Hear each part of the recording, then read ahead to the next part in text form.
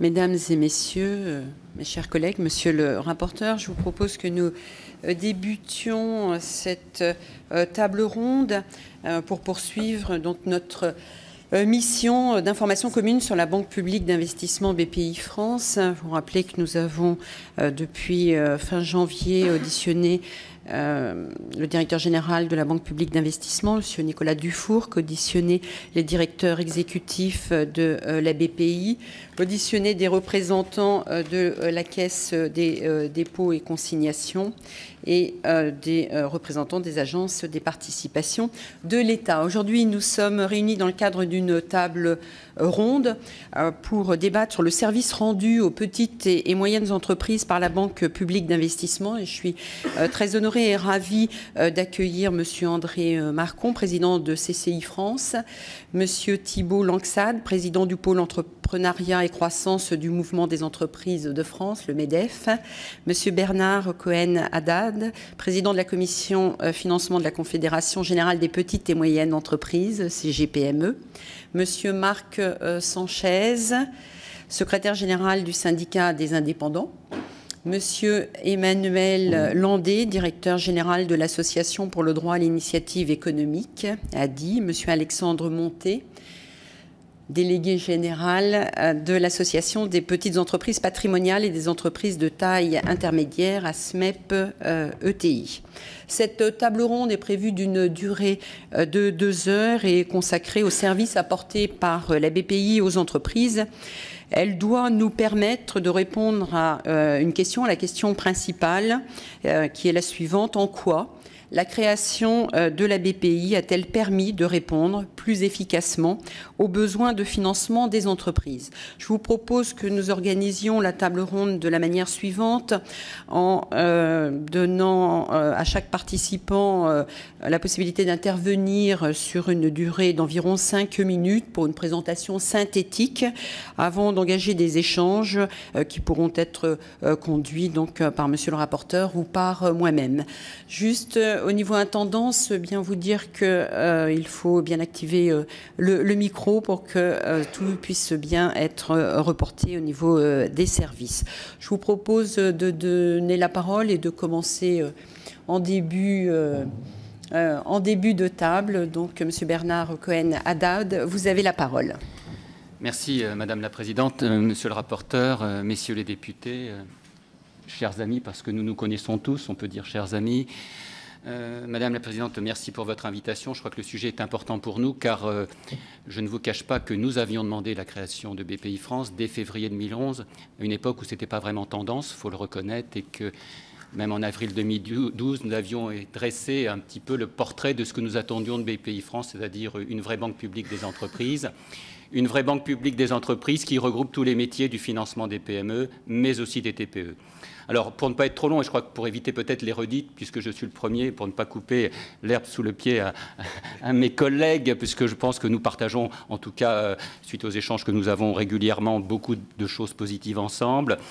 Nous sommes partis d'un monde qui était éparpillé, d'un monde un peu atomisé en matière de financement des PME, avec, je parle des aides publiques, bien entendu, avec une nécessité pour nous d'avoir non pas un guichet unique, j'aime pas trop le terme, vous m'en excuserez, mais d'un guichet unifié. Je trouve que c'est beaucoup plus positif. Un endroit où les entrepreneurs de tout niveau, de toute envie, de toute, comment dirais-je, capacité, de tout métier puissent frapper à la porte s'ils souhaitent se développer à la fois sur le marché national, à la fois en Europe, à la fois vers les pays tiers. Et donc, on peut dire que BPI France, en janvier 2013, a été ce que nous attendions.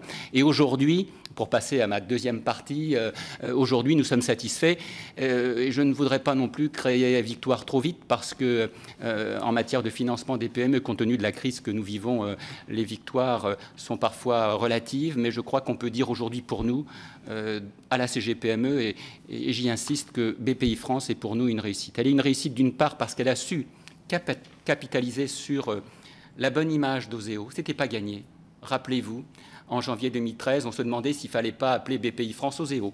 Donc ces débats, nous ne les avons pas oubliés, nous y avons contribué. Et je crois qu'aujourd'hui, BPI France a su mettre sa marque, a su, pour les entrepreneurs, pour ceux qui en bénéficiaient, reprendre tout l'aspect positif d'Oseo. C'est lié. Je crois qu'il faut ne pas avoir honte de le dire aux équipes. BPI France est composé, parce que nous le vivons au quotidien dans nos entreprises, d'hommes et de femmes compétents, dynamiques, dévoués et impliqués. Donc ça, c'est aussi important. C'est lié aussi, et vous me permettrez, je n'ai pas de langue de bois puisque je crois que ce n'est pas le lieu, et en tant que patron de TPE, je m'en exonère, lié aussi à l'influence qui a été celle de Nicolas Dufour. Il faut lui rendre hommage, ce n'était pas gagné, ce n'était pas un pari gagné. Je crois que Nicolas Dufour a réussi, alors qu'il ne venait pas du monde des PME, mais de la grande entreprise, ce pari. Je crois qu'il faut lui rendre hommage. C'est lié aussi à tous les directeurs, et je ne voudrais pas citer de nom, mais tous ceux qui se sont impliqués pour faire en sorte que ce qui pouvait sembler disparate, ces 3-4 métiers du financement public deviennent quelque chose de positif. Il y a eu aussi au niveau du bilan actuel, le CICE. Je ne vous cache pas que nous pensions que le préfinancement n'était pas la meilleure chose pour nos entreprises. Il m'est arrivé d'écrire « Arrêtons de tirer sur le CICE » dans la tribune il y a 2 ans. Et je crois qu'on voit que le CICE bénéficie aussi aux TPE. C'est une bonne chose. Vous savez, quand vous avez des préfinancements à 850 €, je crois que c'est le rôle d'une banque publique. C'est même une mesure d'ordre public de savoir aider les TPE et les PME. Enfin, dans un contexte de crise, BPI France a su, ça c'est pour le constat, et j'en viendrai après à la prospective rapidement, a su mettre en place et présenter des offres lisibles. Vous savez, les patrons de TPE et de PME ne sont pas des spécialistes du financement des PME, donc ils sont souvent des partenaires. Et je crois que BPI France a su mettre aujourd'hui 6 métiers en place, 6 métiers du financement des PME qui vont de la garantie au capital développement. Et ces 6 métiers ont des offres lisibles. Elles ne s'adressent pas toutes, ces offres, à toutes les entreprises. Vous savez que BPI France ne fait pas d'accès direct. Ce n'est pas une banque universelle. Ça vient souvent en garantie pour nos entreprises. Et ça, c'est important pour nous de voir qu'elle est un élément complémentaire et parfois, et même souvent, un effet de levier pour nos entreprises qui cherchent des capitaux. Enfin, quelles sont les pistes que nous pouvons mettre en place, et en tout cas jeter pour faire en sorte que la réussite que nous connaissons aujourd'hui perdure et qu'elle se développe, parce que nous avons besoin de plus de soutien. Vous savez que la crise est encore là et que nos entreprises restent à un niveau de faible développement quand même. Quant à l'export, c'est quand même le désert. Moi, je listerai quelques-unes. Tout d'abord, je crois que il faut que BPI France, je le dis peut-être de manière un peu lapidaire, reste une banque publique, qu'elle ne se prenne pas pour une banque comme les autres. Ça doit rester une banque publique, et pour nous, ce qui fait son attrait, c'est que justement, ce n'est pas une banque comme les autres. Et puis, d'autre part, de voir que BPI France puisse disposer de nouveaux moyens humains pour s'adapter à un monde du financement qui a changé. Je vous rappelle qu'aujourd'hui, les banques sont devenues de plus en plus agressives, les banques universelles. C'est une bonne chose. C'est une bonne chose, et que souvent, avec la règle du 1 pour 1, vous savez, effectivement, il est important que BPI France puisse accompagner nos entreprises pour pouvoir souvent, comment dirais-je, mettre mieux en place dans la tête de nos entrepreneurs des projets qu'ils n'ont pas forcément initialement afin de se développer. Elle doit continuer à jouer son rôle de levier, ça c'est important, et aussi elle doit continuer à mettre en place tous les outils. Enfin, je crois qu'il n'y aura pas de développement économique ni de croissance sans un développement de nos entreprises, les plus petites d'entre elles dans les territoires. Et que les 2 enjeux de BPI France pour nous, c'est de savoir accompagner toutes les entreprises. Je crois qu'on a l'impression parfois, et on le sait, que malgré la bonne volonté, on ne peut pas faire plus vite. Il y a encore parfois un peu de retard à l'allumage, en tout cas dans la concrétisation. C'est une chose, il faut le dire, mais je pense que peut-être les moyens financiers et humains manquent. Et puis, l'un des enjeux pour nous aussi de BPI France, c'est d'accompagner et de savoir accompagner nos PME à l'export.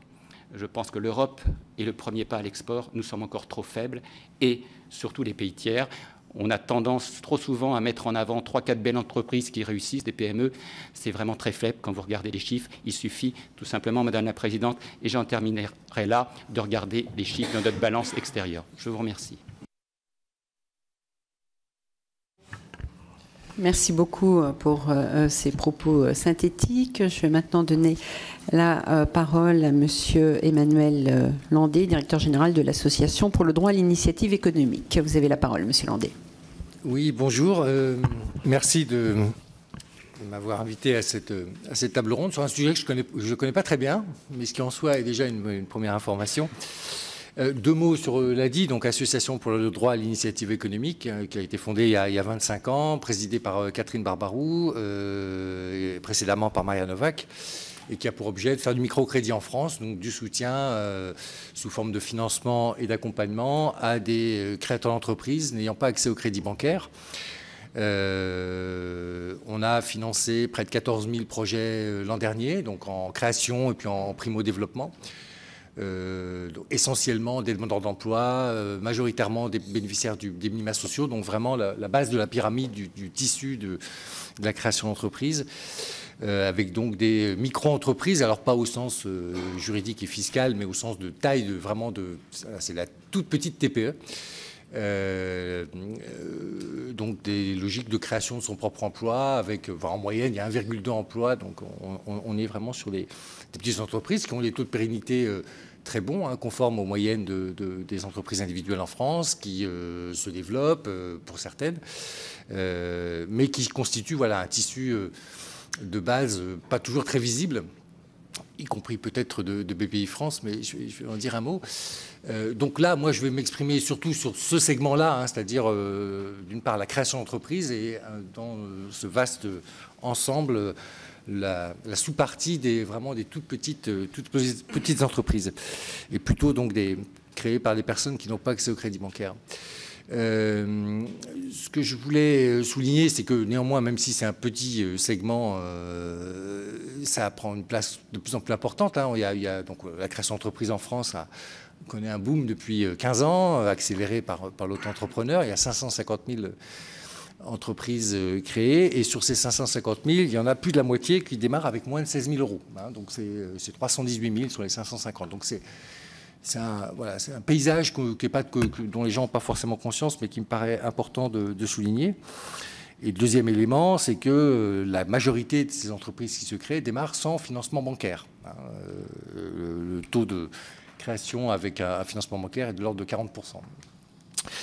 Alors, nous, notre histoire par rapport à BPI France, d'abord, c'est une histoire, donc je l'ai dit, qu'on n'a pas des liens très, très étroits, probablement parce que, on est sur une cible qui est peut-être parfois un peu en dehors des radars de BPI France. Néanmoins, on a eu historiquement des liens avec Oseo, qui a, notamment sur la création d'entreprise, mis en place et géré le PCE pendant de nombreuses années, jusqu'à la fin du mois prochain. Et puis, Oseo garantissait aussi une partie de notre activité, donc garantit des prêts d'honneur. Ils garantissent aussi les prêts d'honneur de nos confrères d'autres réseaux de soutien à la création d'entreprise. Donc c'est à ce titre-là, sur ces deux volets, que nous avions des relations avec Oseo. Quand BPI France s'est créé, ça nous a paru effectivement une mesure de rationalisation intéressante. On s'est réjoui, d'une part, que effectivement l'institution prenait de l'ampleur, que d'autre part, en même temps qu'il y avait été inscrit la logique de soutien aux entreprises, était également annoncé un volet ESS, puisque on a entendu dire que, ça a été dit aussi par le gouvernement, qu'il y aurait 500 millions d'euros consacrés, dédiés à l'ESS. Donc c'est vrai qu'on s'est dit ESS plus TPE, pour l'ADI, qui est un acteur de l'ESS et qui soutient les TPE, voilà un partenariat potentiellement prometteur. Bon, l'histoire s'est bien terminée, mais néanmoins, je dois quand même souligner le petit bémol, c'est que depuis 2 ans, ça a mis 2 ans à se mettre en route. Les dispositifs qui étaient prévus, notamment au titre de l'ESS, étaient pas tout à fait au point. Et en tout cas, nous, on n'est jamais rentré dans les bonnes cases. Et c'est pas faute d'avoir créé prévu des instruments dédiés aux structures de l'économie sociale et solidaire. Mais nous, on n'est pas rentré dans les bonnes cases. On a réussi néanmoins, et ça je tiens à souligner ce partenariat. BPI France nous a accordé un financement sous forme de prêt, à des très bonnes conditions, à 1%, pour être tout à fait transparent, de 5 millions d'euros. Donc c'est très important parce que nous, on a un rôle, on est un peu une petite banque, c'est-à-dire qu'on emprunte auprès du secteur financier, puis ensuite on reprête directement aux micro-entrepreneurs. Et donc c'est très important, on est en pleine croissance, on a beaucoup de demandes, donc c'était pour nous très important d'avoir des financements, notamment un financement de long terme, puisque ça c'est un financement à 5 ans. Et ça s'est très très bien passé, ça s'est fait rapidement. Le démarrage de la discussion s'est fait tardivement, puisqu'on était un peu aiguillé sur une fausse piste, mais in fine, il y a eu ce financement qui permettra, c'est un petit montant, 5 millions d'euros par rapport aux encours BPI France, j'imagine, néanmoins, transformé en micro-crédit, ça permet de soutenir 4000 micro-entreprises, donc c'est tout à fait significatif et pour nous, en tout cas, très précieux dans le contexte actuel.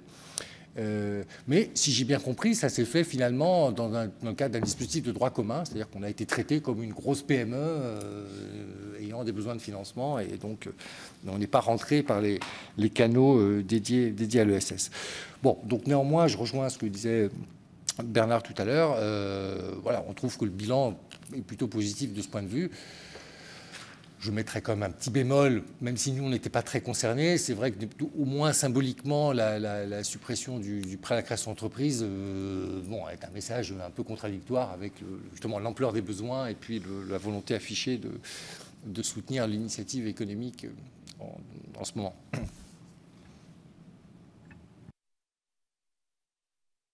Merci, Monsieur Landé, pour ces propos. Je vais donner la parole à Monsieur Thibault Langsad, président du pôle entrepreneuriat et croissance du MEDEF. Monsieur Langsad, vous avez la parole. C'est le bon bouton, oui. Merci, Madame la Présidente, Monsieur le rapporteur. Écoutez, on va probablement redire un certain nombre de choses que nous avons, que mon ami et confrère de la CGPME a évoqué sur BPI. Et peut-être en introduction, cette marque est définitivement installée dans le paysage et auprès des chefs d'entreprise. Il faut voir que la mutation qui s'est opérée entre Oseo et BPI est intervenue dans un contexte extrêmement difficile depuis ces dernières années. Il faut voir que depuis 2007, les entreprises souffrent énormément. Et BPI a eu un rôle très souvent complémentaire, mais capital pour ces entreprises. Capital sur la garantie, mais également pour bon nombre d'entreprises, elle a su être présente au moment où il fallait porter des innovations fortes, et elle a pleinement joué son rôle. Et donc, il y a bien évidemment un certain nombre de points d'amélioration à apporter, mais au travers des 80 produits financiers que BPI offre, on a là aujourd'hui une gamme assez exhaustive qui permet de répondre à un certain nombre de besoins. Alors, si on regarde les différents produits, que ce soit sur l'equity, où on voit énormément de prise de participation, sur l'innovation, elle joue un rôle tout à fait déterminant auprès de beaucoup d'entreprises, y compris de jeunes entreprises, de start-up, qui arrivent à trouver une partie de leur fonds d'amorçage par effet de levier auprès de la BPI, que ce soit sur des produits d'aide à la maturation de projets ou d'aide à l'innovation. On voit qu'aujourd'hui, le rôle de la BPI est important, notamment dans la dynamique entrepreneuriale. Elle était aussi importante auprès des PME. En revanche, il y a probablement des efforts à faire pour les TPE, compte tenu de la taille de leur structure, où elles peinent, pour différentes raisons, à trouver le financement ad hoc pour assurer leur développement. Sur, on va dire, l'organisation au sens large de BPI, il y a une organisation qui est maintenant régionale, qui fonctionne bien, qui permet d'avoir une identification forte de la part des chefs d'entreprise. On note une certaine souffrance sur des délais, tout de même qu'il faut avoir à l'esprit.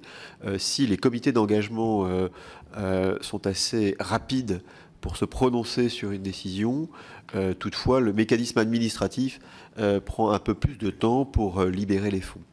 Et enfin, le dernier point qui nous semble important, c'est dans la communication et dans la pédagogie qu'il faut porter.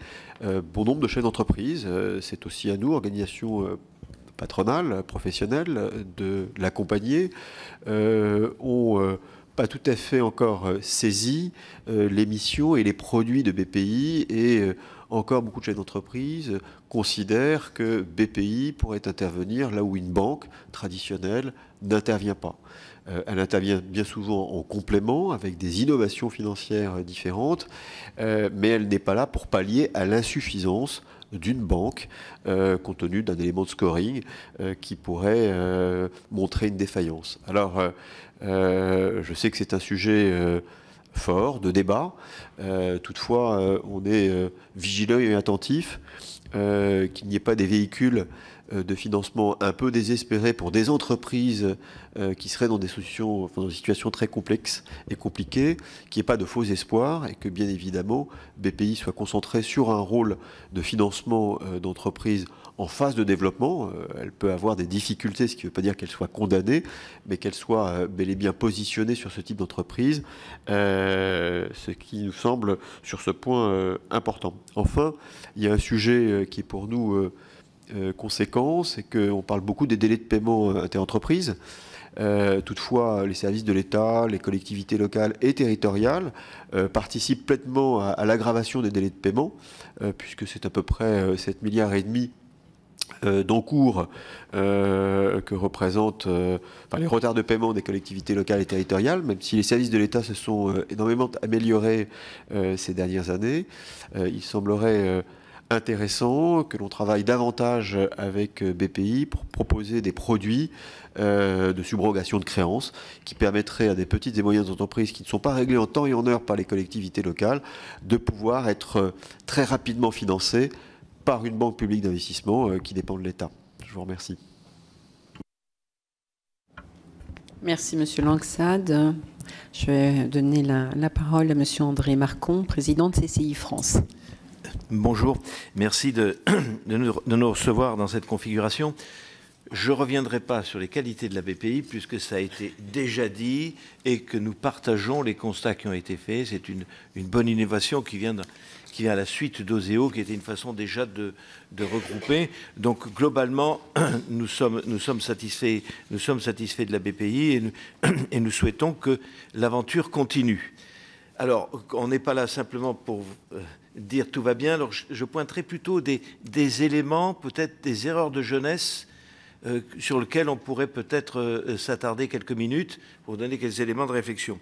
La première, c'est nous considérons, après avoir interrogé un peu notre réseau, nous pensons que la BPI est un peu trop sélective dans le sens technologique de l'innovation. Je veux dire par là, nous considérons que 80% de l'innovation dans les entreprises est d'ordre incrémental ou endogène, et la haute technologie, bien sûr, est à prendre en compte, mais l'innovation, notamment dans le cadre de retournement des entreprises, est très importante, et donc il me semble qu'elle n'est pas suffisamment prise en compte.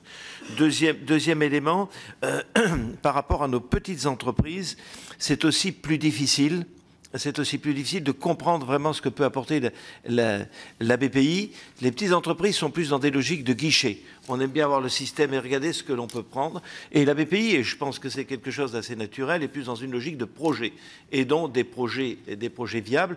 Et donc c'est des fois un peu difficile pour le chef de la petite entreprise et de la PME pour s'y retrouver. Mais on peut penser qu'avec la publication du guide d'innovation nouvelle génération, on va avoir des éléments plus formalisés à mettre à la disposition de nos petites entreprises.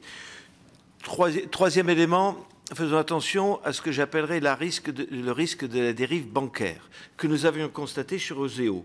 Oseo, où on avait des gens remarquables dans le terme de l'innovation avec l'ANVAR, des gens dans le domaine de la garantie.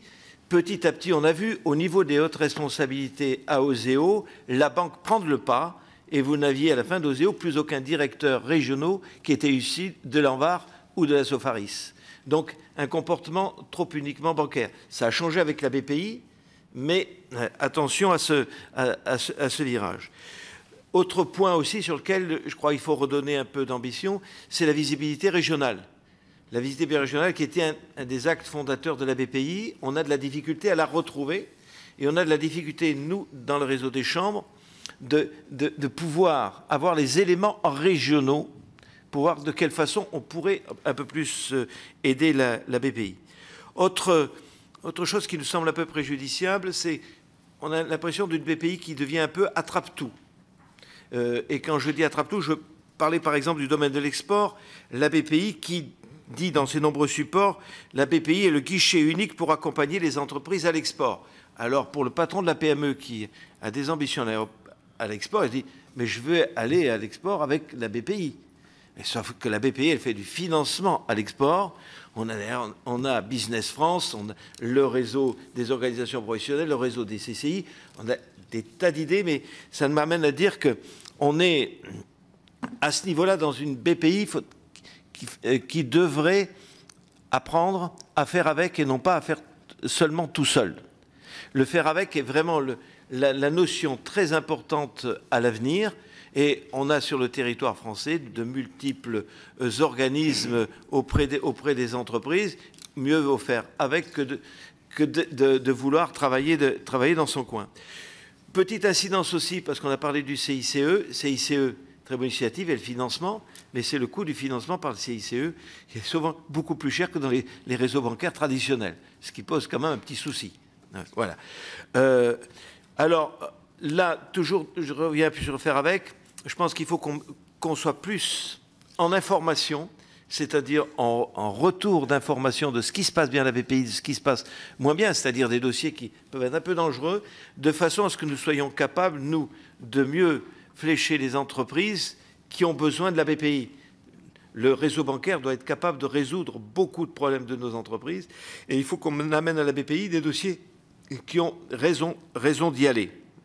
Voilà, donc c'est ce retour d'expérience auprès des opérateurs de proximité qu'on voudrait voir pousser plus. Et puis une petite incidence, parce qu'il a été évoqué le PCE, on peut comprendre que le gros outil BPI, aller gérer ces dossiers de 3 à 7 000 euros, c'est pas son truc. Vraiment la BPI l'a hérité, elle l'a fait, avec quand même une certaine rigidité, ce qui fait que le nombre des dossiers a drastiquement baissé et qu'on n'a plus cette aide-là. Elle va être donnée par les banques avec une garantie, c'est-à-dire on ajoute un peu de complexité. Je crois que si ce n'était pas la BPI, ça aurait pu être quelqu'un d'autre. On a des plateformes d'initiative qui marchent remarquablement bien, mais trouvons des outils adaptés à chaque besoin, notamment nos petites entreprises, parce que c'est bien aussi par ces très petites entreprises qu'on arrivera après à avoir d'autres entreprises qui vont investir demain.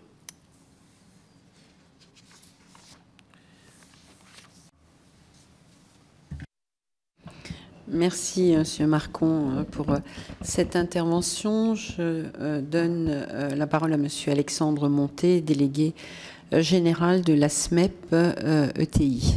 Madame la Présidente, Monsieur le rapporteur, Mesdames et Messieurs, en fait, vous dire quelques mots du profil des entreprises de taille intermédiaire concernant le financement. Ce sont des entreprises qui ont une surface financière un peu plus robuste et un peu plus solide que nos PME et nos TPE, qui se sont engagés, alors ça on ne le voit pas en communication, mais qui se sont engagés ces 5-10 dernières années dans une dynamique de consolidation bilancielle, de renforcement des fonds propres, de meilleure gestion de la trésorerie, et puis qui donc, quand on regarde les chiffres, y compris des besoins de financement des chiffres Banque de France, qui ont un accès au crédit, qui ont un accès au financement plutôt plus aisé que d'autres catégories d'entreprises. 88% selon les chiffres Banque de France du T4 2014, 88% d'obtention de lignes de crédit, 93%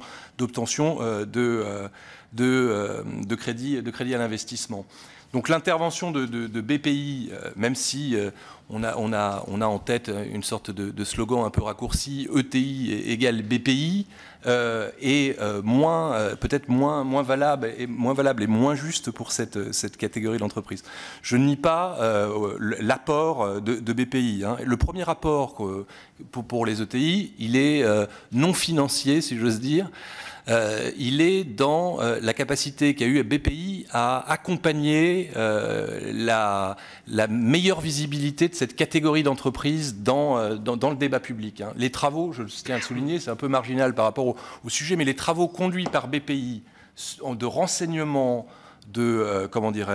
d'informations concernant la catégorie ETI sont tout à fait utiles et donnent corps à cette réalité que, par ailleurs, notre syndicat défend. Sur les points forts à noter, qui nous remontent du terrain, on vient de faire On vient de publier un baromètre concernant le financement, notamment des entreprises de taille intermédiaire, qui donne un petit peu des résultats frais, ou tout frais, concernant l'action de BPI. Ce qu'on voit en remontée, c'est effectivement la très bonne visibilité de l'offre des financements BPI. Deuxième élément, c'est indéniable, une meilleure cohérence.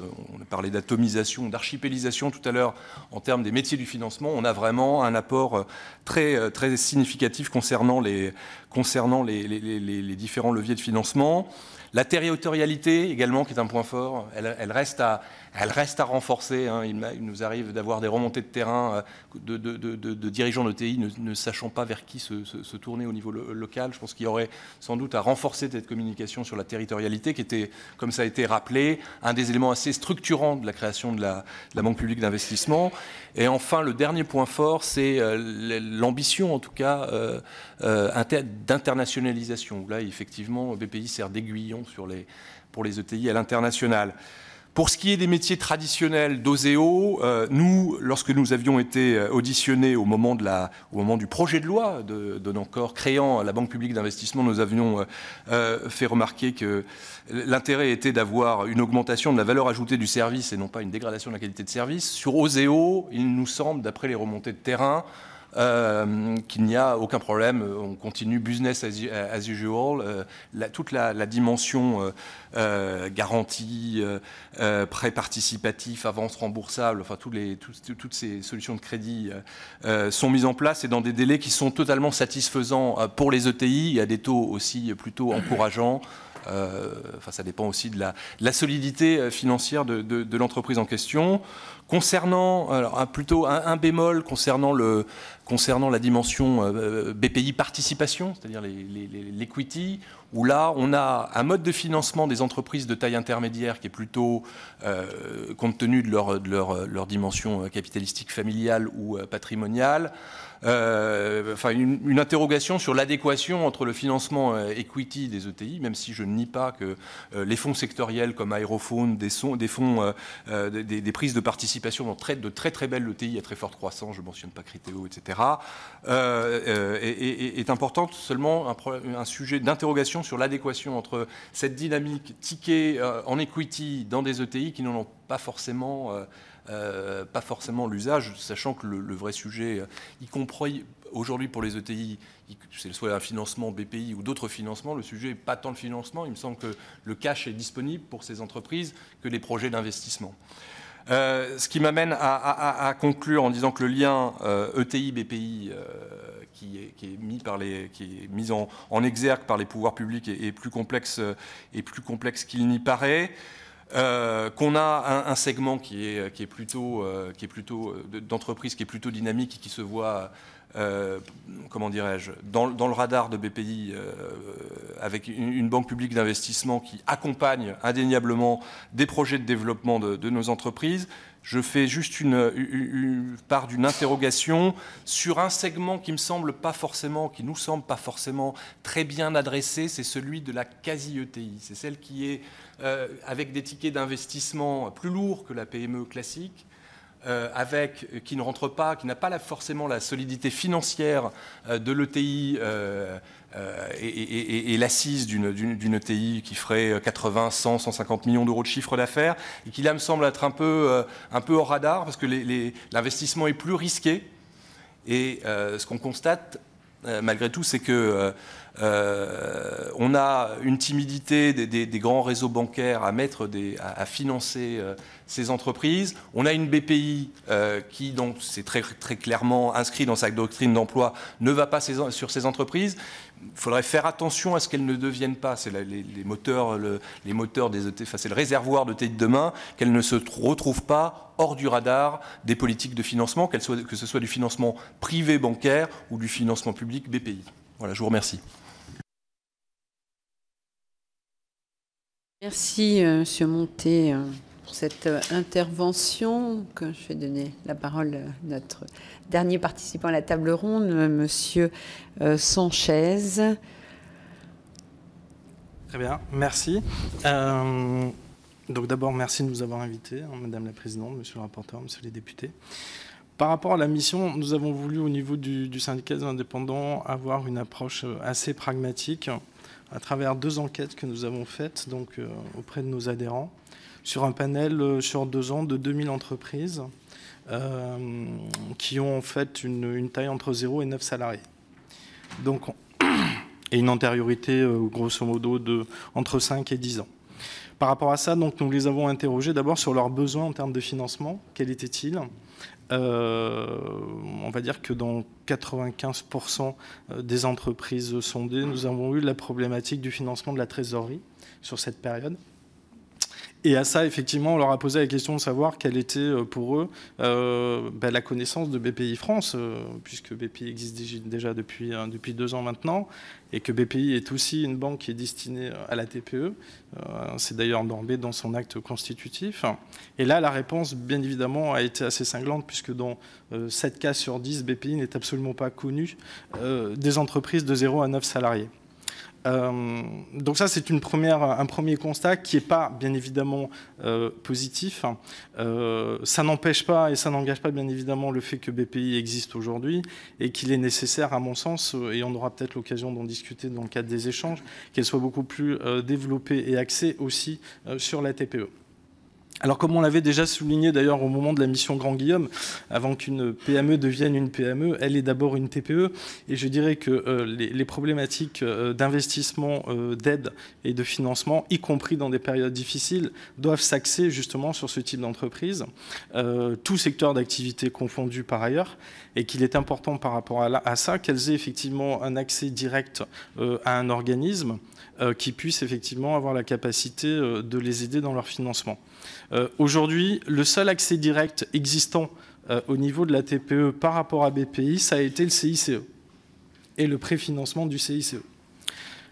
D'après les sources que nous avons, qui sont les sources BPI, sur l'exercice 2013, donc dans des données qui ont été publiées par BPI France au mois de juin 2014, 3300 entreprises, donc TPE de 0 à 9 salariés, ont été effectivement financées à travers BPI France. Bien évidemment, ce chiffre est, somme toute, assez à la marge. Et il démontre aussi la nécessité, par rapport à ça, de pouvoir avoir une action beaucoup plus privilégiée de BPI sur ce type d'entreprise. Alors, on peut se poser la question, et on l'a fait, de savoir pourquoi on a ce blocage. Je dirais qu'il est lié aujourd'hui, sur l'accès concernant le crédit de trésorerie, essentiellement à l'organisation même du financement au niveau des organismes bancaires.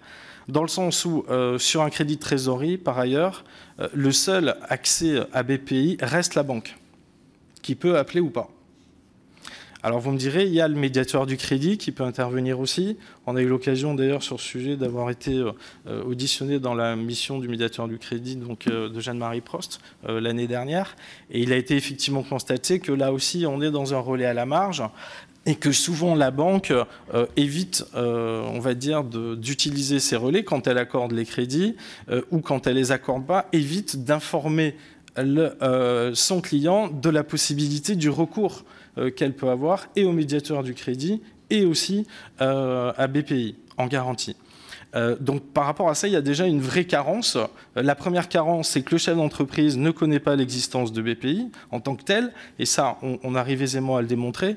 Et la seconde, c'est que le partenaire bancaire ne joue pas son rôle, au moins d'informateur, sur ce sujet, ce qui pourrait déjà permettre un déblocage de certaines situations qui n'est pas constaté à ce jour. Le deuxième, c'est de se poser la question de savoir quel est l'intérêt aujourd'hui d'une banque par rapport à une TPE d'avoir la possibilité de ce type de recours. Nous constatons que la pratique bancaire en tant que telle, à travers les découverts autorisés, voire les découverts non autorisés, génère, on va dire, financièrement parlant, un désintérêt d'utiliser ces relais. On a des cas très concrets ou sur des entreprises qu'on ne peut pas considérer comme des entreprises à risque, et on a beaucoup d'exemples sur le sujet.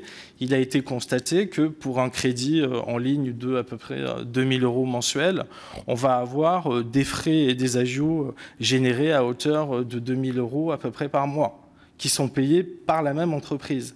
vous multipliez ça par le nombre de mois sur une année et vous voyez qu'effectivement, le retour bancaire sur le sujet est relativement intéressant et peut-être bloquant encore sur un crédit de trésorerie par rapport effectivement aux besoins de l'entreprise. Donc ce constat-là, bien évidemment, c'est un constat qu'on dénonce depuis déjà un certain nombre d'années. Il est bien évident que BPI France, puisque c'est la question du jour, et je pense qu'on aura l'occasion de vous apporter les réponses à chacune de vos questions à travers notre enquête, il est bien évident que BPI France ne peut pas tout régler en 2 ans, c'est clair, mais je crois qu'elle doit se donner une perspective qui doit être liée effectivement au développement des TPE. Et là, je précise encore, non pas simplement à des entreprises qu'on pourrait juger sinistrées ou défaillantes, mais des entreprises qui ont effectivement un avenir, qui peuvent embaucher et qui ont la capacité à très court, voire moyen terme, de développer de l'emploi et donc de développer une synergie, parce qu'aujourd'hui, ce sont ces entreprises-là qui arrivent à le faire. Et clairement, BPI France peut être un relais très positif en la matière. Il faut juste qu'on puisse lui en donner les moyens. Et je pense que ça sera peut-être l'objet final de cette mission. Merci à vous. Merci beaucoup pour ces présentations. Moi, je voudrais, dans un premier temps, rebondir sur 3 points qui ont été les uns et les autres abordés. J'ai bien noté d'une manière générale une satisfaction sur un certain nombre de dispositifs et certes des pistes d'amélioration, puisque tout est toujours perfectible. Les 3 points que je voudrais aborder sont les suivants. Revenir sur l'aspect régional. Cela a été abordé par M. Marcon, qui vous avez parlé de lisibilité régionale, M. Monté de territorialité. Je voudrais véritablement savoir si vous pouvez avoir des orientations ou des sentiments sur des différences qui existent au niveau des régions. Comment vous percevez, je dirais, sur le territoire, le travail de BPI. BPI intervient en appoint de manière importante avec les conseils régionaux. Est-ce que vous notez des différences substantielles et éventuellement, est-ce que vous avez des préconisations ou des orientations en la matière ? Un deuxième point concernant l'export, ça a été évoqué. Avec une faiblesse des difficultés au niveau de nos entreprises, hein, c'est bien reconnu. BPI France a un rôle important à jouer. Ça a d'ailleurs été évoqué par M. Dufourc, qui a fait de l'année 2015 une année importante en termes de soutien de BPI France sur l'aspect export. Est-ce que vous pensez que BPI devrait intervenir plus sur un certain nombre de produits bien particuliers du type crédit acheteur à l'export, mobilisation de créances nées à l'étranger? Est-ce que voilà, vous avez des demandes qui remontent des entreprises sur des aspects bien particuliers au niveau de l'export? Et puis le troisième point, on avait évoqué, parler de tout ce qui est TPE, une difficulté finalement peut-être à cibler ces entreprises, à faire le lien en tout cas avec BPI, alors que c'est vrai, BPI a aujourd'hui une porte d'accès au travers le préfinancement du CICE, qui est un dispositif général. Il a été évoqué à plusieurs reprises que le chef d'entreprise ne connaissait pas l'existence de BPI.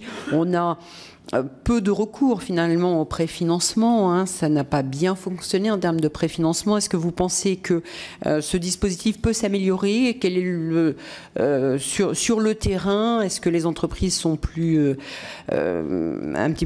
sont mieux informées, sont prêtes à avoir recours au préfinancement? Parce que là, le CICE, bon, elles en ont la mesure maintenant, puisque les remboursements sont intervenus. Donc, ce n'est plus quelque chose dont on parle, c'est quelque chose qui est connu au niveau des entreprises. Donc, est-ce qu'elles vont plus s'engager vers le préfinancement? Voilà en tout cas moi mes 3 premières questions. Peut-être que monsieur le rapporteur en a dès maintenant. Oui, Madame la Présidente, en complément, d'abord, on remercie bien sûr les présidents, secrétaires généraux présents, puisqu'on a choisi, au-delà des auditions individuelles, d'organiser ce type de table ronde, ce qui me paraît intéressant du point de vue de la méthode.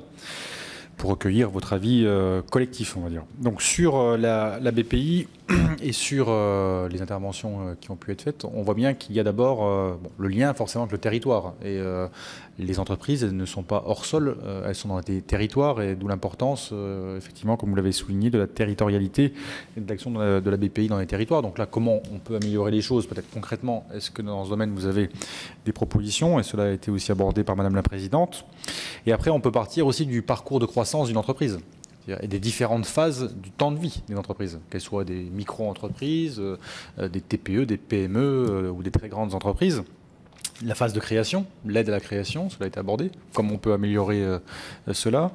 L'innovation, vous en avez parlé, mais il y a aussi la question de la transmission. Je sais que certains d'entre vous travaillent beaucoup sur ces questions. Les fonds de retournement, en cas de difficulté, comment justement relever la tête, hein, malgré les difficultés que les uns et les autres peuvent rencontrer. Donc ça, ce sont, je crois, les temps de vie, les phases de développement d'entreprise et comment elles peuvent être mieux accompagnées. Donc est-ce que vous avez des propositions dans ce domaine?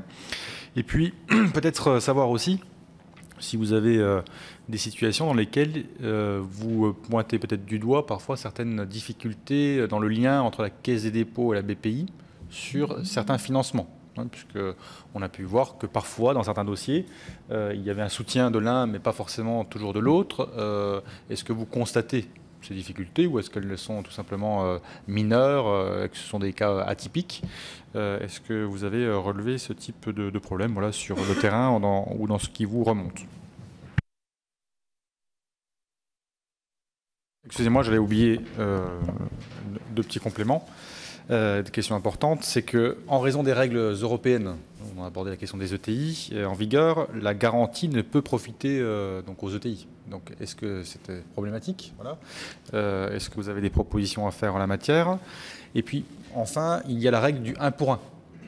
Donc est-ce que cette règle eh bien, permet de compenser efficacement les failles du marché ou au contraire constitue-t-elle un frein ou un blocage parfois?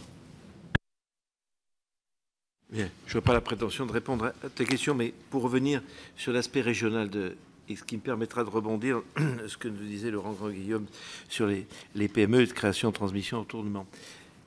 Le sujet, il est là. Nous avions espéré, et nous l'avions dit, nous, avec le réseau des chambres, de pouvoir être associés d'une façon ou d'une autre au comité de suivi de la BPI pour savoir là où ça marchait bien et où ça marchait pas bien, et pouvoir donner notre avis revenant des entreprises. Tout simplement, c'était pour avis. Et il nous semble que cette étape-là n'existe pas, cette étape de transparence, de communication et de partage qui nous semble tout à fait utile. On est sur des sujets de l'aide à la création, la transmission, le retournement. Il y a de multiples aides qui existent, et je veux dire, je crois qu'on a pratiquement couvert tout le champ qui peut aider les petites entreprises. Mais encore faut-il que la petite entreprise la connaisse, qu'elle puisse y aller. Et il y a un peu de complexité. Nous avons mission, nous, de débrouiller un peu cette complexité, mais si on n'a pas l'information en amont, c'est beaucoup plus difficile. Donc c'est dans ce sens-là que je parlais de ces territoires, parce que l'entreprise qui investit 100 000 € sur un territoire, c'est des fois une entreprise qui va mettre en cause tout son territoire, ou qui va lui donner de la croissance, et c'est des dossiers qui, finalement, se voient très peu au niveau BPI, auquel nous sommes très attachés. Sur la notion de l'export, bien sûr, il faut que la BPI aille sur l'export, et on a besoin de la BPI. Mais nous, on considère qu'il y a surtout un chantier, il n'est pas suffisamment ouvert, c'est sur la première aide à l'export. On considère que pour une PME, il lui faut 2 à 3 ans pour réussir son pari à l'export. Et pour une PME, c'est extrêmement lourd. Et donc, ce financement à l'export de la matière grise, des réseaux, et ça ne peut se faire qu'avec Business France, ça peut se faire avec le réseau des CCI, avec ceux qui vont aider l'entreprise pour calibrer le besoin, pour essayer de calibrer le succès aussi. Hein, d'aider l'entreprise à calibrer son succès, on peut amener que des éléments factuels, mais c'est bien l'entreprise qui décide. Donc là, c'est bien sûr ce sujet-là que nous aimerions que la BPI soit très très présente, mais encore une fois, ça doit se faire avec l'ensemble des partenaires. Et puis troisième incident, vous avez demandé sur le CICE. Bien sûr, les entreprises ne se sont pas précipitées sur le CICE, notamment les petites, parce qu'il y a derrière le traumatisme du crédit impôt recherche. Le crédit, je vais demander ça et je vais avoir un contrôle fiscal. Et ce n'est pas le fait d'avoir des contrôles fiscaux, parce qu'il y en a des entreprises, mais c'est d'en avoir un de plus, parce que c'est chronophage. Pour l'entreprise, c'est assez terrible. Toutes les précisions ont bien été apportées, mais je peux vous dire que ça a été un frein essentiel. Deuxièmement, sur les entreprises et les petites, qui vivent leur vie normalement et qui sont en bonne intelligence avec les banques, les banquiers leur disent, le CICE, on y croit, on vous finance et ça vous coûtera moins cher. Et donc, mais ça n'apparaît plus dans les radars. Ça n'apparaît plus dans les radars. Voilà. Je vais essayer d'être exhaustif compte tenu des nombres de points que vous avez soulevés afin de respecter le temps de parole. Sur l'aspect régional, je l'attaquerai sous un angle un peu différent. C'est que la structuration d'OSEO au départ mettait des périmètres très forts sur les départements et sur les régions. Et aujourd'hui, ce qui nous remonte par un certain nombre d'entrepreneurs, c'est que, par exemple, si on prend l'exemple de Paris, compte tenu du flux de dossiers, et bien très rapidement, les chargés d'affaires sont submergés et on voit apparaître des entrepreneurs qui vont immatriculer leur entreprise dans le 92 tout simplement pour rechercher une proximité auprès d'un autre chargé d'affaires et d'être traités de différentes façons, enfin en priorité on va dire, compte tenu du fait que Paris les avait mis sur une pile d'attente. Donc il y a une approche qui est très régionale. Mais on pourrait réfléchir sur une meilleure, on va dire, transversalité, compte tenu du fait que les organisations semblent gérer leur budget, leur dotation, sur des produits qui peuvent arriver au fond, qui peuvent ne plus être dotés. Et donc, ça peut amener des entrepreneurs à réfléchir de la façon dont ils vont s'implanter dans leur phase de création d'entreprise. C'est ce point sur la partie régionale. Sur la partie export, là, je ne vais pas redire ce qui a été dit par les CCI, puisqu'on est complètement alignés. Sur le ciblage des TPE, notamment sur le CICE, évidemment, je pense qu'il aurait été beaucoup plus simple qu'il y ait un allègement de charges immédiat pour les TPE.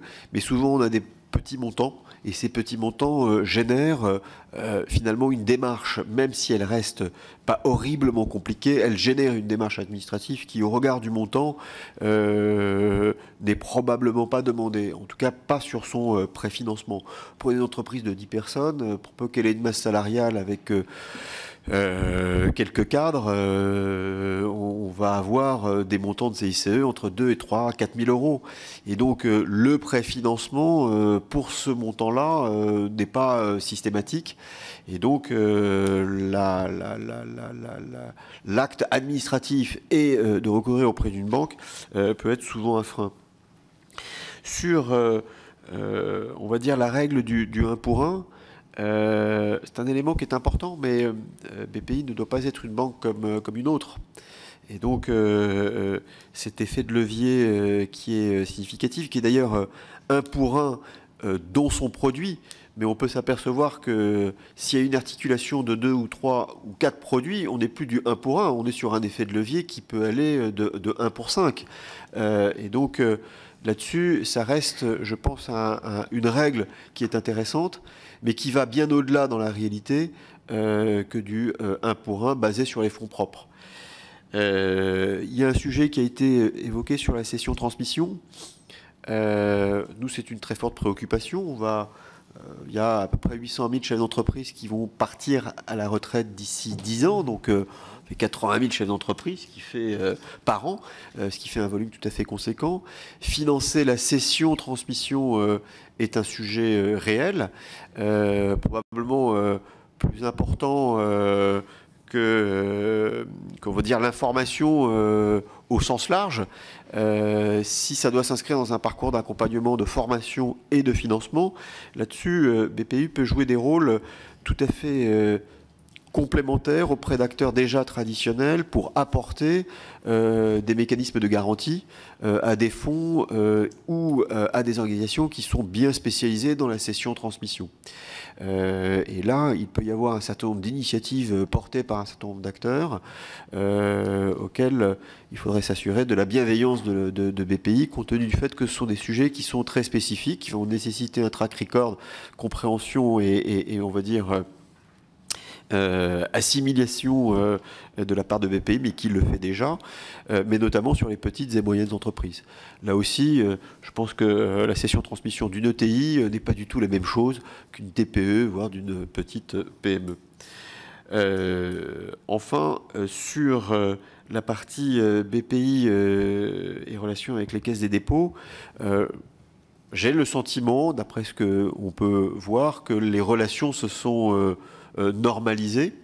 Il y avait une attente assez forte, notamment sur les entreprises du numérique, puisqu'il y avait une dotation de 300 millions qui était dédiée au numérique et à des projets innovants.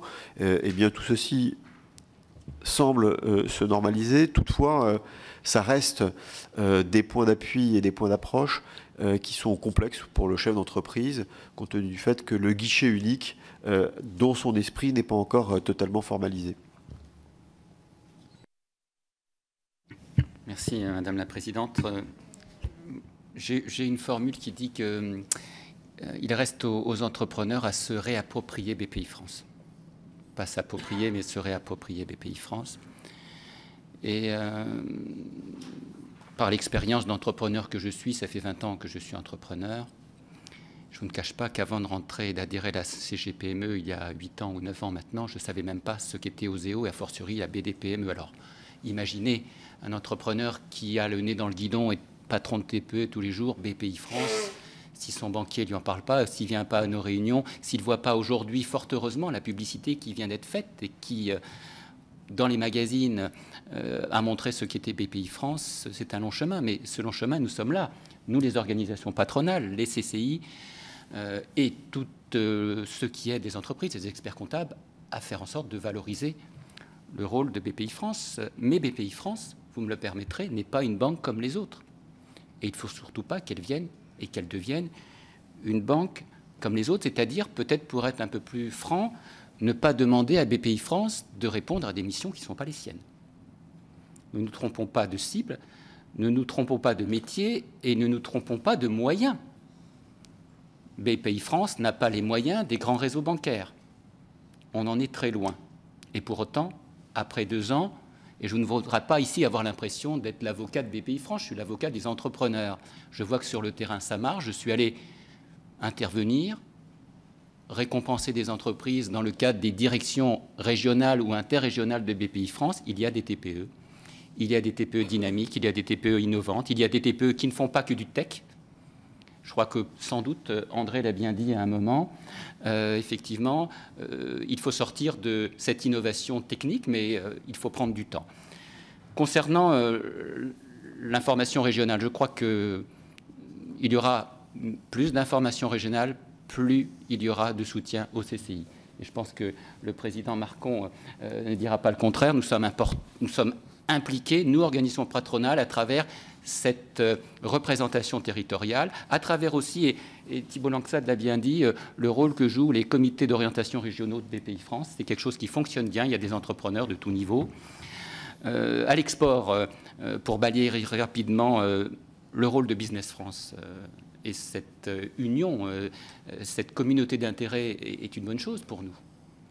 Et on ne va pas, en quelques mois, inverser une tendance que nous traînons depuis plusieurs années. Je vous rappelle que Jean-François Roubaud a été l'auteur de 2 rapports au CESE sur l'importance du développement des PME à l'export.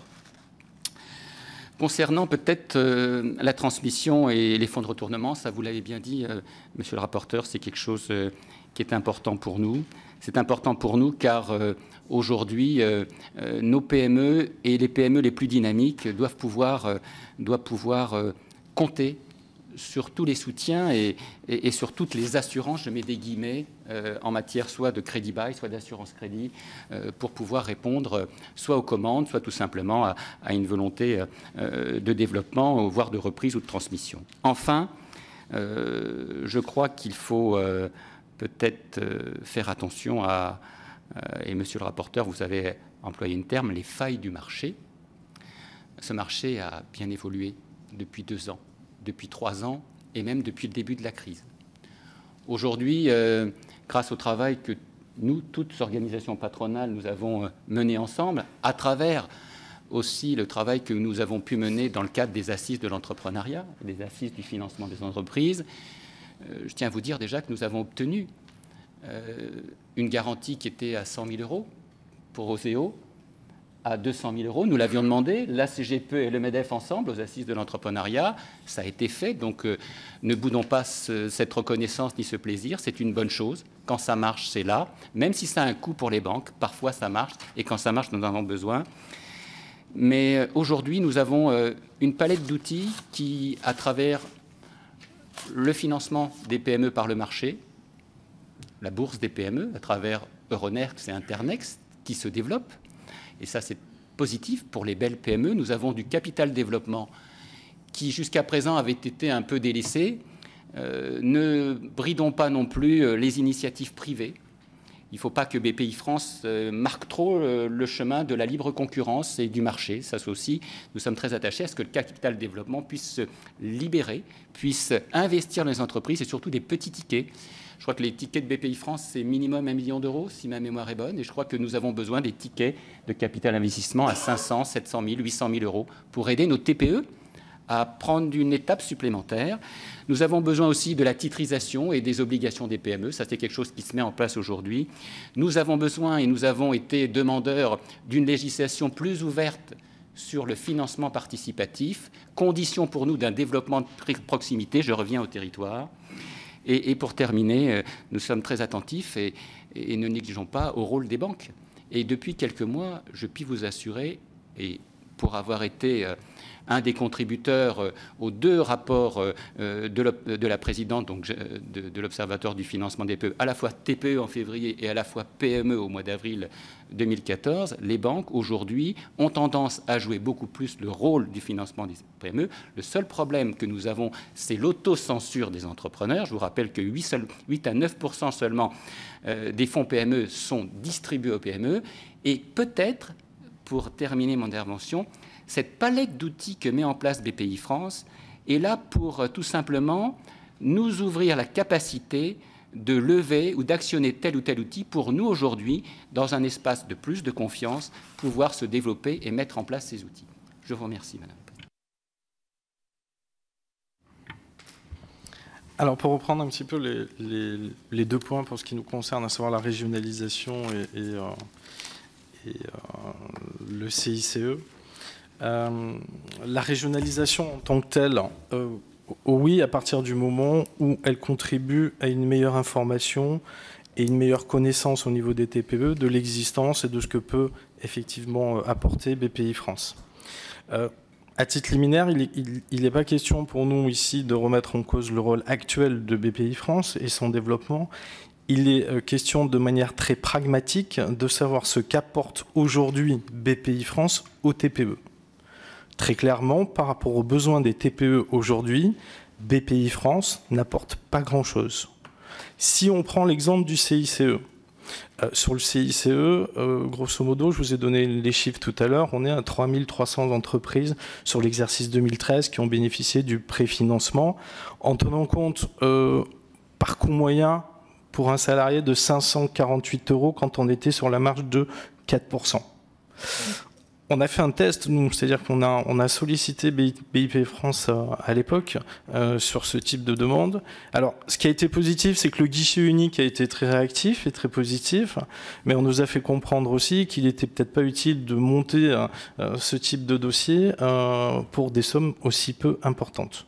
Donc je dirais que de ce stade-là, et étant le seul contact aujourd'hui existant entre une TPE effectivement et BPI France, on ne peut pas dire qu'il est abouti. Deuxièmement, concernant effectivement le rôle de BPI France, il faut se poser la question de savoir ce qu'on veut de BPI France. C'est-à-dire que est-ce que BPI France doit être proactive au niveau des TPE, et si oui, dans quelle mesure et sur quel type de produits?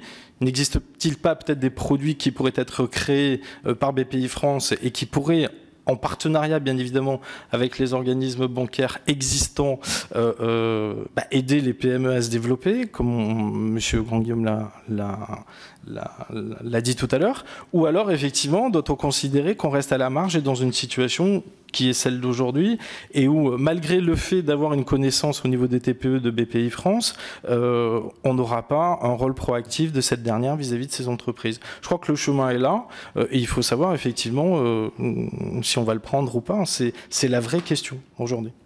Voilà, merci. Quelques remarques concernant très spécifiquement les entreprises de taille intermédiaire.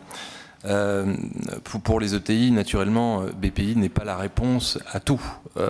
Et quand on s'interroge sur les missions de BPI France, il faut aussi s'interroger sur le fait que on a des entreprises qui se situent dans un écosystème de compétitivité qui n'est pas raisonnablement aligné sur la moyenne européenne, et que cet outil est un outil, pour nos entreprises, un outil comme un autre. Mais les dirigeants de TRI verraient également d'un bon œil que les conditions de compétitivité soient rétablies. C'est le cas avec les démarches engagées par le gouvernement, avec le CICE et le pacte de responsabilité. Sur la territorialité, je pense qu'il y a eu un gros travail qui ont été menés par les équipes BPI, en particulier BPI Participation dans le cadre du fonds ETI 2020, où là, le travail de connaissance de la marque, d'aller au contact des chefs d'entreprise au niveau régional a été d'après ce qui nous remonte du terrain, relativement bien mené. On avait quand même des entreprises qui étaient en lien assez direct avec les chargés d'affaires OSEO, donc c'était quelque chose de classique. Juste attirer l'attention sur le fait qu'on a de plus en plus de dossiers bancaires qui remontent à Paris, et que le sujet de la régionalisation, il y a un grand écart entre des tickets bancaires dont la décision est prise au siège à Paris, et qui interpelle sur les questions de régionalisation des financements particuliers de BPI.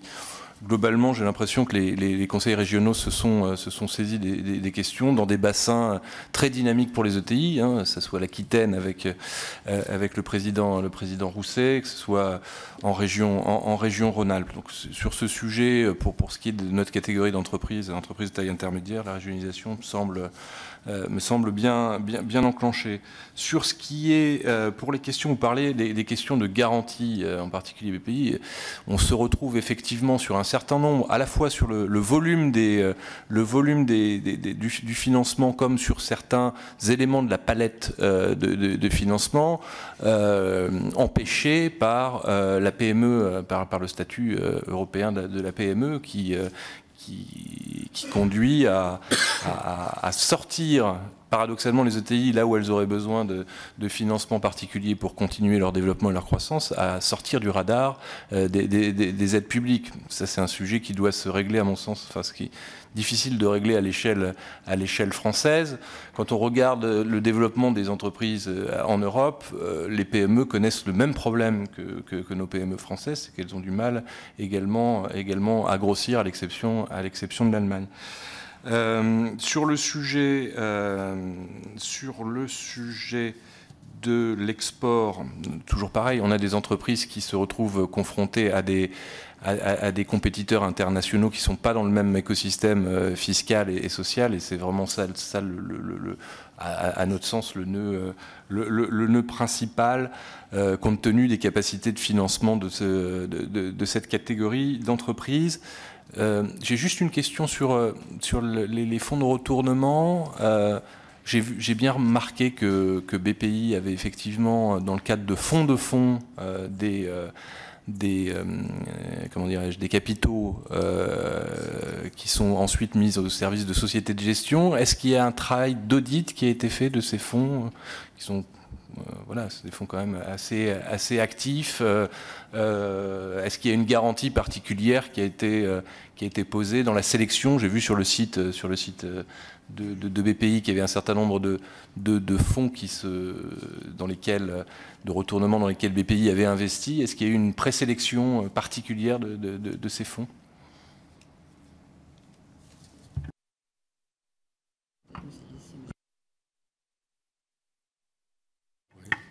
Juste, j'ai dit que je n'étais pas compétent sur beaucoup de sujets, donc juste répondre, faire un commentaire sur 2 points. D'abord sur le rôle de la BPI aux différentes étapes de la vie de l'entreprise.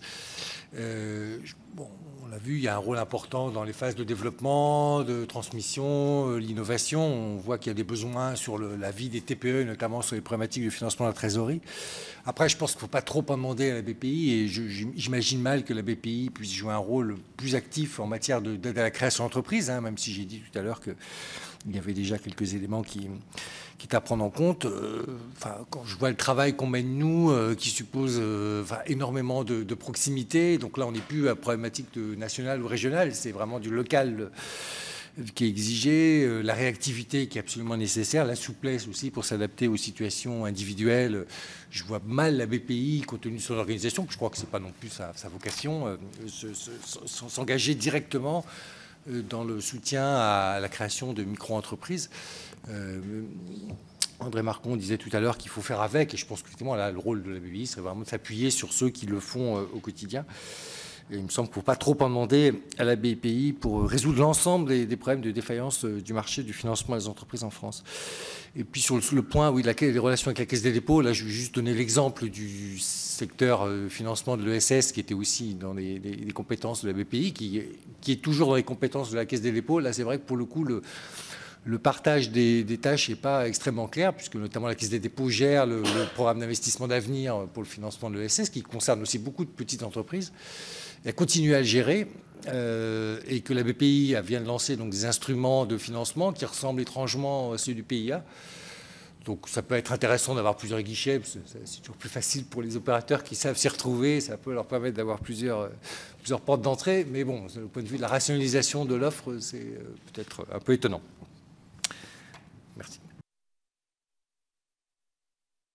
J'avais quelques questions complémentaires aussi sur est-ce que vous avez, dans le cadre des relations avec les sociétés de cautionnement mutuel, je ne sais pas si, est-ce que vous avez pu constater des liens entre ces sociétés de cautionnement mutuel et la BPI? C'est un sujet important parce que ça touche directement les TPE. Est-ce que sur les procédures de délégation justement, qui peuvent exister au niveau de la BPI, est-ce que vous constatez ici ou là peut-être des difficultés à voir qui décide et à quel niveau, ou est-ce que pour vous c'est clair dans le cadre des, des dossiers que vous êtes amené soit à défendre, soit à traiter? Et puis sans doute sur les fonds de fonds, enfin une petite réponse, c'est qu'on a bien sûr auditionné le directeur chargé de cette activité et nous avons demandé un certain nombre d'éléments qui nous permettront justement de voir plus précisément quelles sont ces activités entre les différents fonds, comment sont réalisés ces investissements et dans quel domaine. Donc nous sommes en train de travailler sur cette question. Mais en tout cas sur les sociétés de cautionnement mutuel et puis les questions de délégation aussi, si vous avez des éléments à nous communiquer.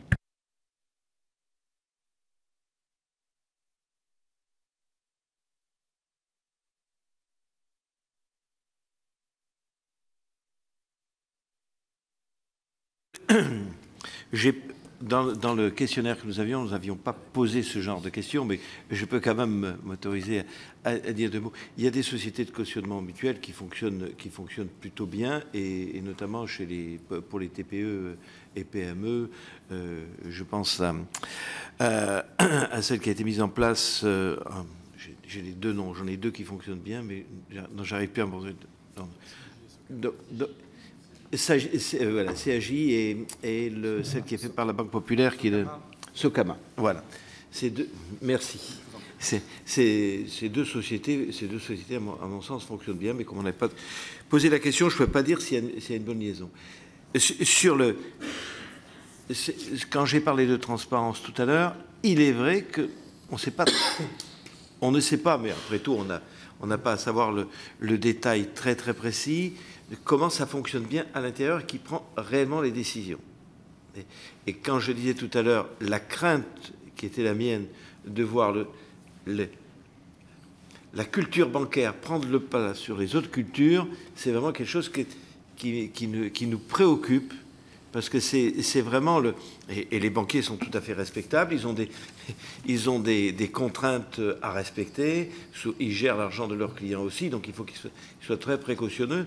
Mais si je devais être très provocateur, je dirais que si la BPI a un très bon bilan, ça me dérangerait, parce que c'est un très bon bilan, parce que je crois que la BPI doit être amenée à prendre plus de risques que les autres établissements bancaires si on veut participer au développement de notre pays. Alors, j'ai bien dit très bon bilan. Je crois qu'il faut qu'elle ait un bon bilan, mais un très bon bilan, c'est pas la même chose. Voilà.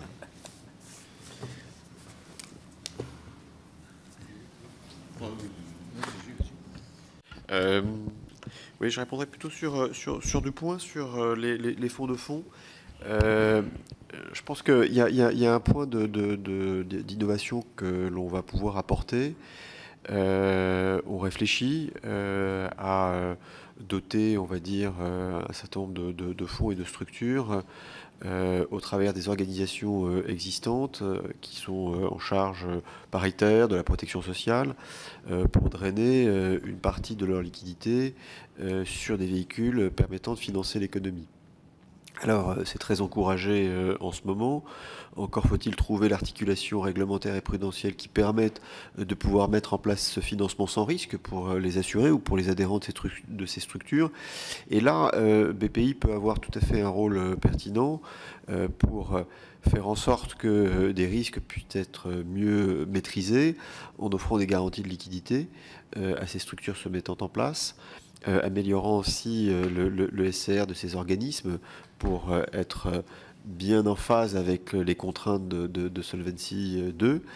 Et donc, il y a, je pense, une réflexion qui a lieu maintenant de monter en puissance, compte tenu du fait qu'il y a une volonté d'un certain nombre d'acteurs de financer l'économie au travers de ces véhicules qui pourraient être créés. Et là, il y aurait, à la fois dans la légitimité, puis dans la volonté de BPI d'accompagner ces acteurs, lieu aussi de réfléchir à des articulations un peu nouvelles, permettant justement de mieux sécuriser ces investissements qui pourraient être pris soit en capital, soit en dette auprès des entreprises. Sur, on va dire, les procédures de délégation, là aussi, on assiste notamment dans l'innovation, compte tenu du fait que BPI n'a pas l'historique avec beaucoup d'entreprises dans les phases de démarrage de leur activité. Il y a des diligences qui sont menées, des investigations qui sont menées, qui sont parfois longues, et qui, de temps en temps, peuvent amener l'entrepreneur à présenter une activité, une présentation formelle de cette demande de financement qui est coûteuse, puisque dans beaucoup de cas, il est accompagné par un organisme auquel il va laisser un fee, il va laisser, on va dire, un montant financier qui sera un pourcentage sur ce qu'il aura levé auprès de BPI. Et donc, dans le formalisme qui est exigé, ce qui est tout à fait cohérent, on a à la fois des exécutions qui sont un peu éloignées de la réalité de l'entreprise pour bien tendre et bien justifier finalement l'investissement qu'il demande en fonction des critères identifiés par le chef d'entreprise, ou plus exactement par l'entreprise qu'il a pris en charge pour ce financement complémentaire ou ce financement accompagné par BPI. Et là, il y a un point de vigilance, parce que si on est obligé de faire appel à des cabinets spécialisés pour pouvoir obtenir du financement auprès finalement de BPI, on voit bien qu'il y a quelque chose qui se vrille. À la fois c'est coûteux, et je ne pense pas que BPI a la vocation de financer des entreprises dont le métier c'est le conseil, même si les conseils sont parfois pertinents, utiles pour les entreprises qui cherchent leur innovation.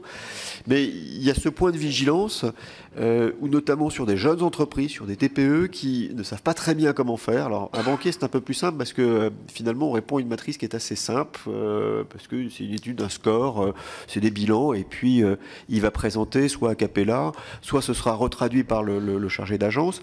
Mais BPI accorde une vigilance un peu plus importante sur les dossiers qui sont remontés, et ça génère parfois des surcoûts ou des entreprises d'accompagnement dont on pourrait se passer.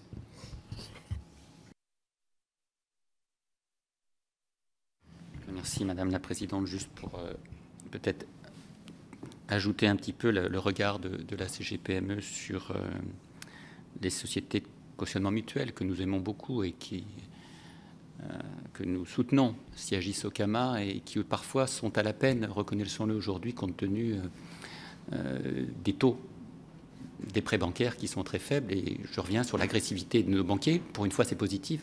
Il ne s'agit pas uniquement de ne pas ouvrir les cordons de la bourse. Et je crois que le rôle que peut faire BPI-France pour soutenir ces initiatives qui sont liées à du développement de nos métiers, souvent de l'artisanat, est quelque chose de fondamental. Et le rôle aussi d'un certain nombre de réseaux, excusez-moi de citer BPCE, mais vous l'avez évoqué à un moment, qui est pour nous une des banques qui fait attention à nos entreprises. Donc effectivement, ça c'est important.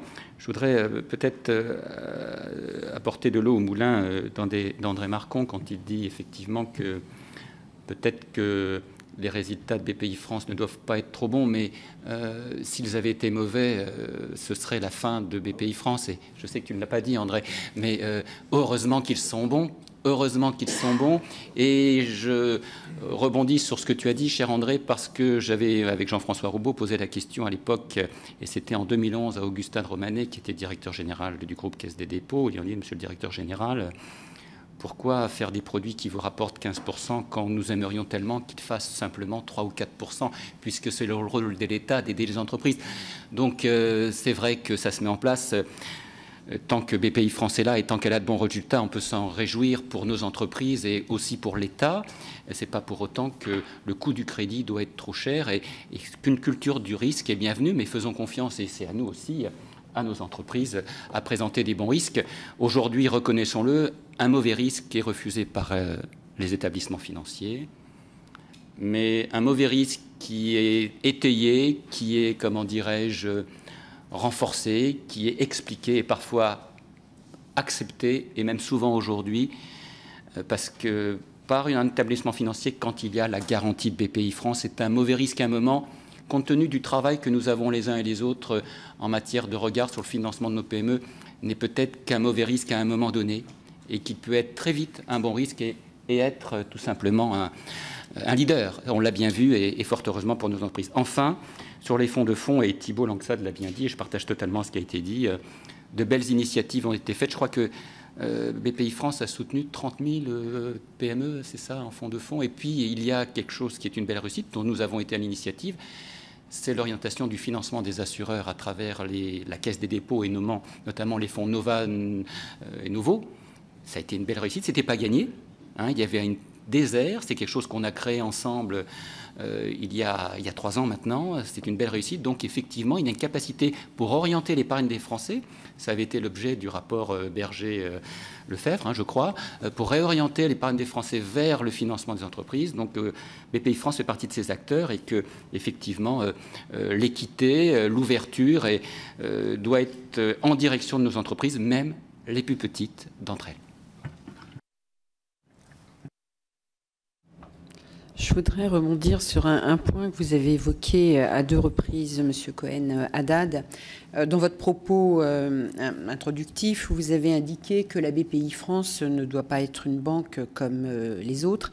Et vous avez, de nouveau, en réponse à nos questions, vous êtes revenu sur cette notion. Alors, je voudrais savoir, est-ce que vous l'évoquez, je dirais, à titre de précaution, à titre de risque qui pourrait venir, ou est-ce que vous l'évoquez par une constatation sur le terrain, aujourd'hui, de ce qu'on pourrait qualifier une dérive par rapport à la mission qui a été donnée à BPI-France? J'aimerais que vous puissiez être un petit peu plus précis ou nous donner quelques exemples concrets.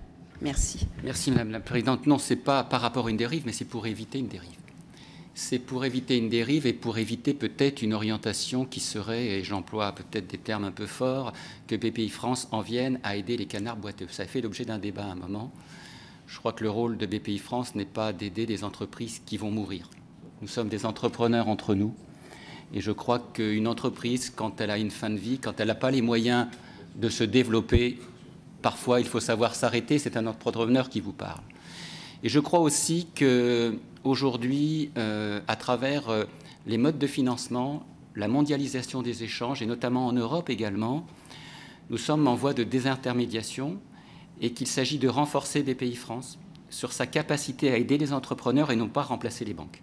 Elle n'a pas les moyens, d'une part par la dotation de l'État, peut-être, excusez-moi, c'est un peu fort, mais il faut mieux dire les choses. Les banques de réseau, ce qu'on appelle les banques universelles, doivent faire leur travail, et ce n'est pas au rôle de BPI-France de faire le travail des banques universelles. Je suis peut-être un peu lapidaire là-dessus, mais permettrait que c'est l'expérience, en tous les cas, et la vision du monde économique que j'ai à travers le travail qu'on a pu mener à la CGPME depuis maintenant la création de l'Observatoire du financement des PME. Je suis membre aussi de l'Observatoire du financement des PME par le marché. Et je crois que si nous voulons protéger cet outil public, qui pour moi est d'ordre public et que nous avons appelé de nos voeux, ne lui faisons pas faire n'importe quoi.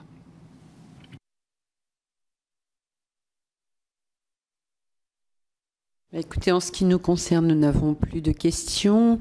Est-ce que vous avez des suggestions, des idées, des contributions que vous souhaitez apporter qui ne résultent pas des questions que l'on a posées, et également si vous pouvez communiquer au service un certain nombre de propositions, de contributions. Nous les prendrons de manière et nous en ferons un bon usage. Je laisse la parole aux personnes qui souhaitent apporter des éléments complémentaires. Voilà, juste sur les questions de transmission auxquelles on est particulièrement attaché à SMEPETI, il y avait jusqu'en 2005 une excellente étude portée par OSEO et la Banque des PME concernant la réalité des transmissions en France, qui était un outil de pilotage des politiques publiques adressées en direction de la transmission. Cette étude a été arrêtée à partir de 2005, il me semble, pour des raisons budgétaires. Compte tenu de l'enjeu pour l'ensemble du tissu économique des transmissions d'entreprises, suggestion, est-ce que BPI pourrait mettre dans sa belle escarcelle ce sujet de la transmission dans un aspect d'étude, d'objectivation. Je sais que certains grands réseaux bancaires se sont penchés sur la question. BPCE fournit une étude. 2 années de suite, a fourni une étude extrêmement riche et nourrie sur le sujet. Compte tenu de l'enjeu et de la nécessité d'objectiver les situations de transmission d'entreprises dans ce pays, l'enjeu en termes d'emploi, d'investissement, d'obsolescence du tissu économique, il me semblerait intéressant que BPI se saisisse de cette question dans son aspect informatif, pour le moins. Moi, je voudrais rajouter 2 points. Le premier point, c'est qu'il avait été créé au sein d'OSEO un réseau qui était OSEO Excellence, qui est devenu BPI Excellence. C'est une formidable initiative et qui met en avant un certain nombre de PME, de TPE, de TI. Et il y a lieu de bien maintenir ce véhicule et d'en assurer une promotion encore plus large. Parce que d'abord, c'est un formidable outil de communication pour BPI. Mais ensuite, c'est la valorisation de ces belles entreprises dont on a réellement besoin. Et donc, je ne sais pas ce que ça représente dans les comptes de BPI, toutefois, il y a lieu de maintenir ce véhicule, voire même de le renforcer. Le second point, c'est un point d'attention et de vigilance. Bernard l'a introduit tout à l'heure. On est dans une phase de mutation où le financement intermédiaire va progressivement muter pour que finalement on puisse diversifier les outils de financement que les banques, mais d'autres acteurs vont proposer. Et là, BPI joue son rôle, va se renforcer, mais il y a aussi un accompagnement des chefs d'entreprise qui est urgent de prendre en considération. Les 5 ans de crise depuis 2007 ont été extrêmement violents. Les chefs d'entreprise ont été la tête dans le guidon pour maintenir leur activité avec une croissance extrêmement faible. Et qu'aujourd'hui, financer son entreprise, c'est par facilité finalement de traverser la rue et d'aller voir sa banque, mais renforcer ses fonds propres est un réel sujet. Utiliser des produits un peu plus structurés est également une nécessité, mais il y a tout un travail de pédagogie qu'il va falloir prendre en charge auprès des chefs d'entreprise, qui n'a pas forcément l'excellence opérationnelle, on va dire, de tendre vers ce type de produit. qui n'a pas forcément le temps. Et là, BPI a réellement un rôle à jouer pour accompagner ces chefs d'entreprise dans une montée en compétences, on va dire, de ces instruments financiers, puisqu'elle en dispose d'un certain nombre, de façon extrêmement variée, beaucoup plus qu'une banque, qu'une simple banque, on va dire, compte tenu du fait qu'elle est guichet unique quand elle propose ses points. Et là, se poser la question avec les organisations professionnelles de la montée en compétence de ces chefs d'entreprise qui sont très axés sur leur développement, mais qui ont besoin de maîtriser ces outils-là, BPI peut avoir un rôle très fort.